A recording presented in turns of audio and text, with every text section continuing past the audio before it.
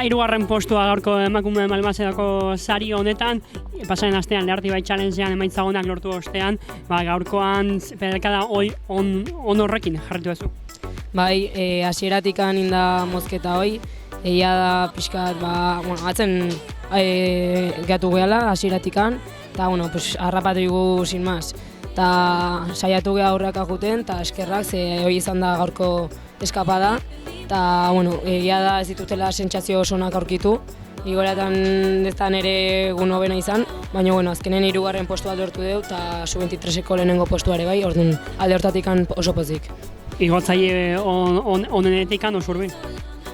Bai, egia da arrankatu duela eta reakzio hori ez deula izan, baina alare ritmoa konstante mantendu dugu eta jungea mantentzen eta alden hobena egiten.